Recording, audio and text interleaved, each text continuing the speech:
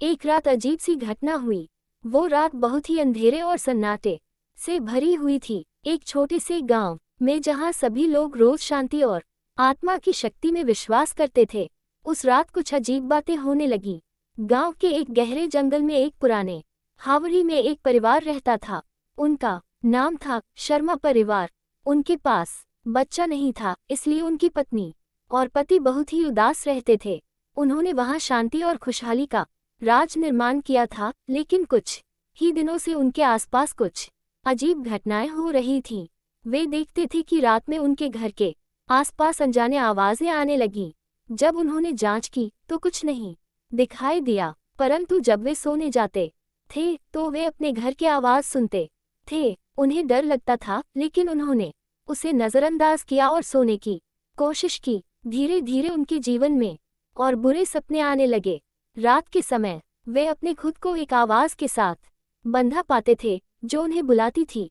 उद्धरण चिन्ह शर्मा परिवार ध्वनि में कुछ खास भयानकता थी जो उन्हें विचलित कर देती थी। शर्मा परिवार ने अंधेरे रात में जगह जगह अपने घर में छेद करवाए थे, लेकिन फिर भी उन्हें नहीं पता चला कि ऐसा कौन कर रहा है और क्यों। धीरे धीरे वे मान गए कि उनका घर भूतिया है और कोई अनदेखी आत्मा उनके साथ खेल रही है। एक दिन उन्होंने निश्चित कर लिया कि वे अपने घर में रहना छोड़ देंगे। वे बगीचे के एक कोने में एक पुरानी बुनियादी हवेली में रहने के लिए जाते हैं, जहां उन्हें शांति की प्राप्ति होगी। उन्होंने अपने सभी सामानों को ले कर यात्रा की और हवेली की ओर चले।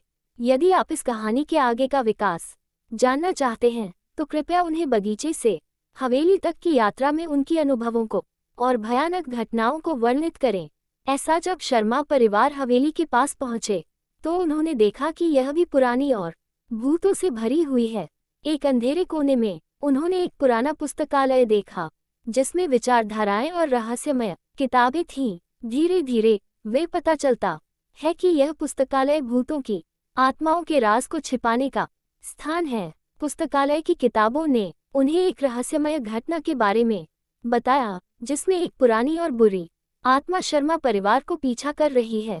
उन्होंने जाना कि वे अपने पुराने घर में उसी भूत की आत्मा से मुक्ति पाने के लिए जन्मे हैं, परंतु उन्हें इसके लिए एक प्रतीक्षा करनी होगी। प्रतीक्षा रात को तारों के नीचे चांदनी रात में एक विशेष तिथि के बाद करनी होगी। उस रात को जब चांदनी तारे चमक रहे थे, शर्मा परिवार ने अपने पुराने घर के पास जाकर विशेष आराधना की। उन्होंने विशेष मंत्रों का पाठ किया और भूत को अपने आसपास महसूस किया। अचानक उन्होंने देखा कि भूत की आत्मा उनके सामने प्रकट हो गई है। वह आत्मा भयंकर और भयानक दिख रही थी, परंतु शर्मा परिवार ने हिम्मत नहीं हारी। वे उनके साथ दृढ़ता से खड़े रहे और उनसे कहा, हे आत्मा, हम तुम्हारे भय से डरने वाले नहीं हैं। हम तुम्हारी दुष्टता को दूर करने के लिए यहाँ हैं। उनकी बड़ी हिम्मत देखकर भूत उनकी और ध्यान दिया और आहत हो गई।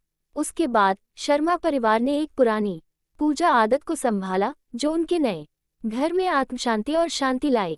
अब उनके जीवन में शांति है और उन्हें और किसी भूत का डर नहीं होता। ये कहानी दिखाती है कि जब हम विपदा और आत्माओं के सामर्थ्य का सामना करते हैं तो हमारी हिम्मत और दृढ़ता हमें अपार शक्ति और विजय देती है।